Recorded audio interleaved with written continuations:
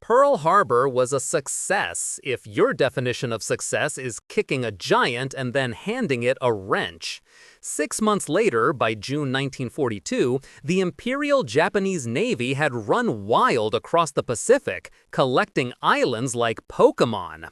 Admiral Isoroku Yamamoto, the architect of Pearl Harbor, decided it was time for an encore. His new plan was simple, in the way a Rube Goldberg machine is simple. It involved multiple fleets, a diversion to Alaska, and a level of operational security that would be defeated by a crossword puzzle. The goal: lure the remaining American carriers into a trap at a tiny atoll called Midway and annihilate them. Because when you're on a winning streak, the best thing to do is bet everything on a needlessly complicated plan.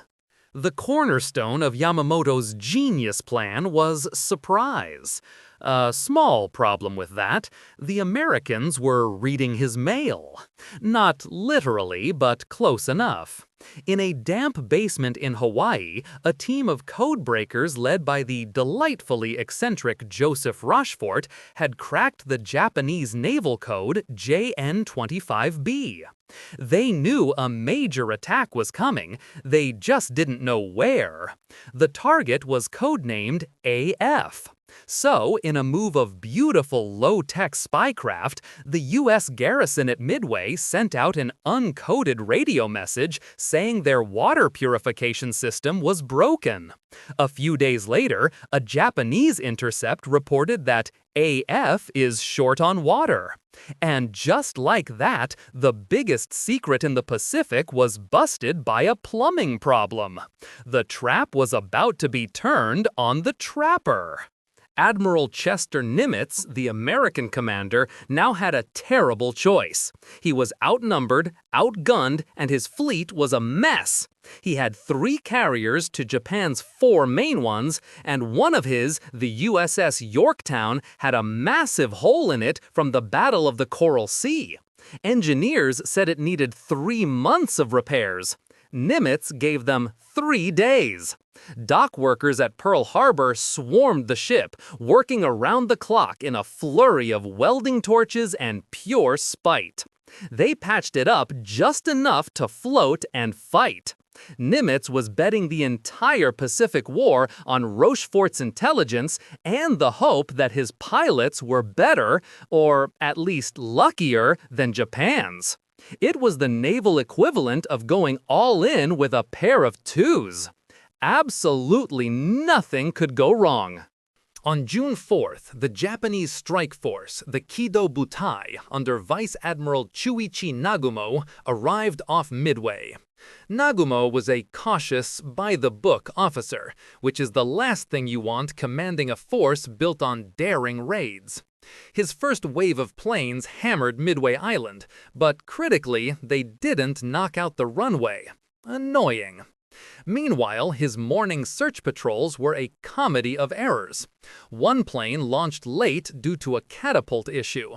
Another one flew its search pattern incorrectly. It was the scout from the cruiser Tone that was supposed to fly over the exact patch of ocean where the American carriers were hiding. It launched a full 30 minutes late. You could almost hear the universe trying to give the Americans a chance, and the Japanese doing their best to ignore it. History sometimes turns on the smallest moments of incompetence. Nagumo got the report from his Midway strike leader. Another strike is needed. So he made a decision that would be studied for decades as a perfect example of what not to do. His reserve bombers were armed with torpedoes, ready for any enemy ships that might appear. But Nagumo, worried about the island's airbase, ordered them rearmed with land attack bombs. This is a terrible process. It involves hauling massive torpedoes off the planes and replacing them with equally massive bombs, all on a crowded hangar deck filled with fuel lines and other explosives. Then, just as the ordnance carts were everywhere and the decks were a chaotic mess, the late scout plane from the Tone finally reported, 10 enemy ships sighted. The rearming process had to be reversed. It was a logistical nightmare unfolding at the worst possible moment. The Japanese carriers were suddenly giant, floating powder kegs. While Nagumo was having his ordnance-swapping panic attack, the American planes found him. First came the torpedo bombers. Squadrons from the carriers Hornet, Enterprise, and Yorktown flew in low and slow in their TBD Devastator torpedo planes, which were charitably described as obsolete. Without fighter escort, it was a slaughter. The Japanese Zero fighters tore them to shreds. Of the 41 Devastators that attacked, only 6 survived. Torpedo Squadron 8 from the Hornet was completely wiped out. All 15 planes shot down, with only 1 man surviving. They didn't score a single hit. It looked like a catastrophic failure. But their sacrifice, as utterly tragic as it was, accomplished one crucial thing. It pulled every single Japanese fighter plane down to sea level. And that's when the dive bombers arrived. High above the chaos, squadrons of SBD Dauntless dive bombers from the Enterprise and Yorktown showed up to a party with no bouncers. The American carrier air groups had gotten separated. Lieutenant Commander Wade McCluskey, leading the Enterprise bombers, was about to give up when he spotted a single Japanese destroyer, the Arashi, steaming at high speed.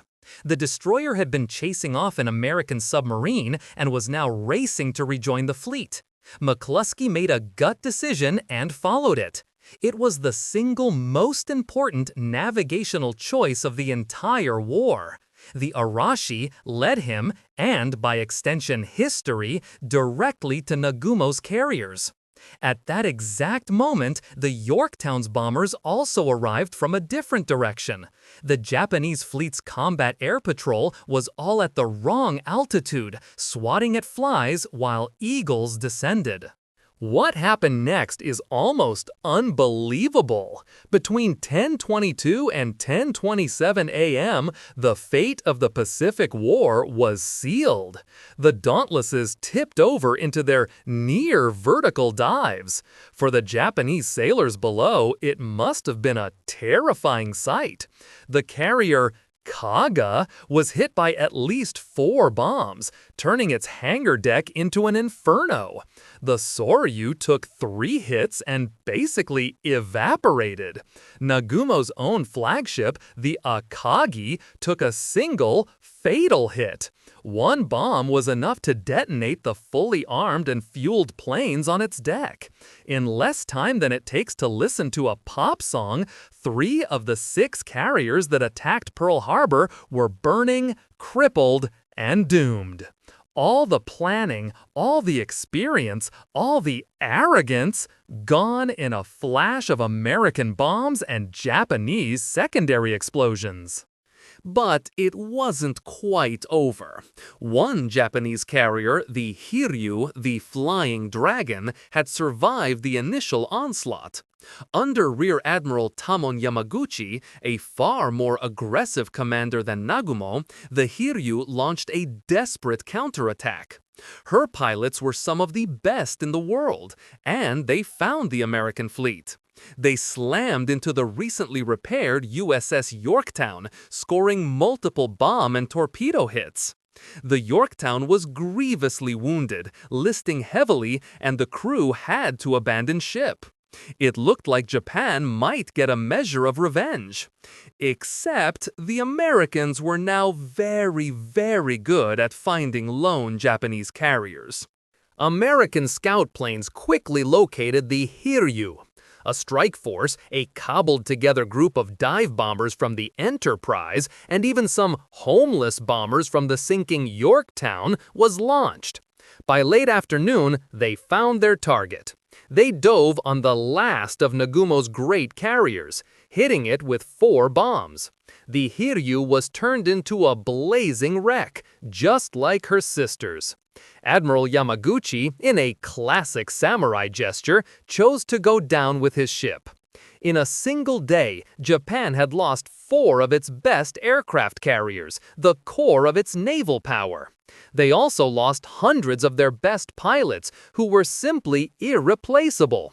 The United States lost 1 carrier, the Yorktown, which finally sank a few days later after being torpedoed by a submarine. By any metric, it was one of the most lopsided victories in naval history. Yamamoto's grand, complex plan for a decisive battle had worked. He got one, just not for his side. The Battle of Midway didn't win the war, not by a long shot, but it completely changed its character. Japan's offensive capability was shattered. They would never again have the naval air superiority to dominate the Pacific. The myth of Japanese invincibility was broken over the knee of American industrial might, desperate courage, and a whole lot of luck. From this point on, Japan was on the defensive, fighting a war of attrition against a country that was just getting warmed up building ships and training pilots. It was a strategic disaster born from hubris, over-planning, and the fundamental failure to believe the enemy could ever be as clever as you are. A lesson history is always happy to teach. If you enjoyed this video, please like, comment, and subscribe to our channel for more historical insights. Thanks for watching, nerds!